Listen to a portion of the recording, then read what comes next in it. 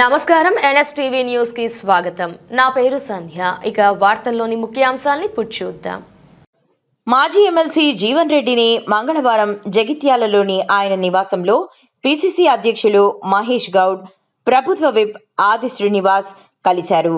ఈ సందర్భంగా జీవన్ రెడ్డిని పార్టీ మారవద్దని కోరారు.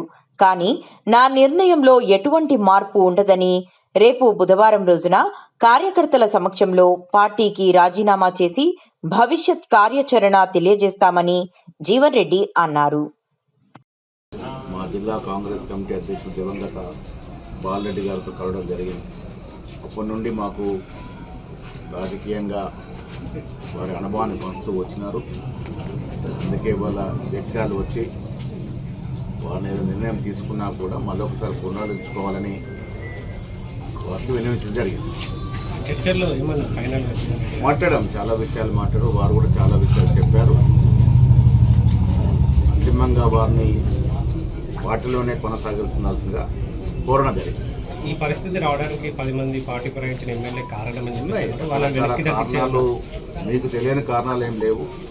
ఈ రాష్ట్రంలో 2023 తర్వాత జరిగినటువంటి పరిణామాలు, ఆ పరిణామాలు జరగడానికి గల కారణాలు ఇవన్నీ కూడా ఉన్నాయి. అన్నీ కూడా మళ్ళీ మాట్లాడదాం. Thank you. రాజీనామా చేస్తే పార్టీకి నష్టం వాటికి అవకాశం ఉంది. రాజీనామా చేయరనే ఆశతో నేను పోతా ఉన్నాను. మనసు అంగీకరించదు, నాకు మనసు అంగీకరించని చెప్పంటున్నా. సరే, మన మున్సిపల్ ఎన్నికలు విధిలేని పరిస్థితులలో స్వపక్షాన్ని విభేదించి పోరాటం చేయని పరిస్థితి ఏర్పడ్డాయి. I further doesn't want such situation. మన మున్సిపల్ ఎన్నికల్లో ఏర్పడ్డ ఒక పరిస్థితి మళ్ళీ ఏర్పడడం నేను కోరుకోవటం లేదు. మరి ఎక్కడున్నా మన విపక్షంతో మనం పోరాటం చేస్తాం, రాజకీయంగా కానీ ప్రజా జీవితంలో ఏదైనా కానీ. స్వపక్షంతో పోరాటం చేయడం అనేది ఎవరు కోరుకోమో అటువంటి పరిస్థితి ఏర్పడకూడదు చెప్పండి. అటువంటి పరిస్థితి ఏర్పడడంతో వల్ల ఈ నిర్ణయం తీసుకోవాల్సి వచ్చింది. వాళ్ళు నాకు ఇంత అండగా నిలుస్తున్న కార్యకర్తలు, అంటే నేను ఇప్పుడే అనగా నేను నా సహచరులు అని చెప్పాను. నేను నా సహచరులు, కుటుంబ సభ్యులు ఏదైతుందో వారికి నేను నా జీవితకాలం నేను రుణపడి ఉంటా. నా గౌరవంతో వాళ్ళ గౌరవం జోడింపబడి ఉంది. నా గౌరవంతో వాళ్ళ గౌరవం ఏదైతుందో జోడింపబడి, నా గౌరవం నిలబెట్టడానికి, నా తోడు నిలవడానికి ఏదైతుందో, నా సహచరులు ఏదైతుందో ముందుకు వస్తున్న అందరికి నేను కృతజ్ఞునిగా ఉంటా. అందరినీ ఏదైతే కలిసిపోతాను చెప్పుకుంటున్నాను. రేపు ఏదైనా కానీ ఏదైతే ఉదయం 10 గంటలకు అనుకుంటున్నాం బండారు గార్డెన్లో అందరం కూడా కలిసికట్టుగా నా నిర్ణయాన్ని నేను ప్రకటించబోతున్నా.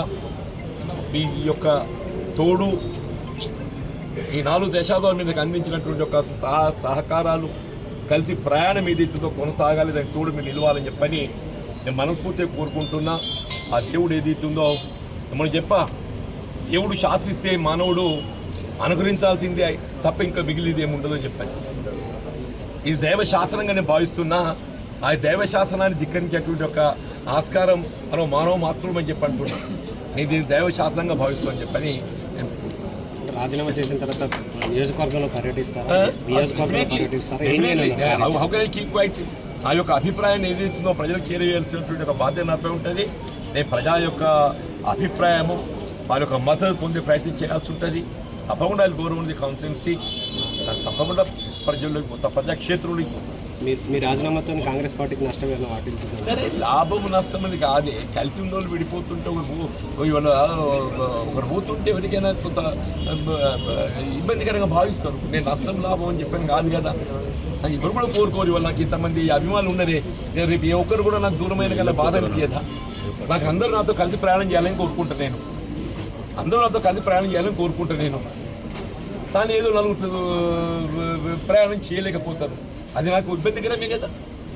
మరి వాళ్ళ దృష్టిలో నా గురించి ఏముందో నాకు తెలియదు. కానీ నేనైతే కలిసి ప్రయాణం చేయాలని చెప్పని నిన్నటి వరకు భావించిన కాంగ్రెస్తోని ఈ సిచ్యువేషన్ 15th నాడే తీర్చే. ఇప్పుడు సచిన్ సావంత్ ఎవరైతే సెక్రటరీ గారు వచ్చిందో, నేను మరి 15th Feb చెప్పాను. నేను మున్సిపల్ ఎన్నికల చైర్మన్ ఎంపికకు సంబంధించి ఏదైతుందో నా అభిప్రాయం చెప్పాను. నేను అభ్యర్థిగా ఎవరిని ఎంపిక చేస్తే బాగుంటుంది, కాంగ్రెస్ పార్టీకి అనుబంధంగా మొదటి నుండి ఎవరు వాళ్ళని చేస్తే బాగుంటుంది, క్రమశిక్షణకు కట్టుబడి ఉన్నటువంటి ఒక నాయకులు చేస్తే బాగుంటుంది సూచించాను. సరే, అల్టిమేట్గా డిసిషన్ ఏది ఉన్నా కానీ I will avoid by it అని చెప్పాలి. అల్టిమేట్గా డిసిషన్ ఏది ఉన్నా I will avoid by it. కేవలం కాంగ్రెస్ పార్టీ బీఫామ్ మీద ఎంపికైన వారితో కాకుండా వారితో పాటుగా నేను సమర్థించిన ఇండిపెండెంట్లు కూడా తప్పకుండా కాంగ్రెస్ పార్టీ అధిష్టాన నిర్ణయం కట్టుబడి ఉంటారు. కానీ తదుపరి భవిష్యత్తు నా నిర్ణయం ఏ విధంగా ఉండబోతుందో నేను కూడా మరి ఊహించే పరిస్థితులు లేను. దీని తదుపరి నేను తీసుకోబోయే నిర్ణయం ఏ విధంగా ఉంటుందో నేను ఊహించే పరిస్థితులు లేదు. It's only left to my fate. ఇవాళ విధికి నేను వదిలేయాల్సి వస్తుంది. వీళ్ళ కర్మ సిద్ధాంతం కర్మ ఎటు తీసుకెళ్తుందో నాకు తెలియదు. బట్ నా నిర్ణయం మాత్రం ఏదైతుందో నేను అప్పుడే చెప్పాను. వాళ్ళ సెక్రటరీకి చెప్పా, ఈ మున్సిపల్ చైర్పర్సన్ ఎంపిక వరకు మాత్రం ఏదైతుందో తప్పకుండా పార్టీ నిర్ణయం కట్టుబడి తదుపరి ఏదైతుందో ఆ నిర్ణయం ఏ విధంగా ఉంటుందో నేను కూడా ఊహించే పరిస్థితులు లేను. మీరు కూడా దయచేసి ఏదైతుందో నా నిర్ణయం ఏ విధంగా ఉంటుందో మీరు ఊహించకండి. రాజీనామా అనంతరం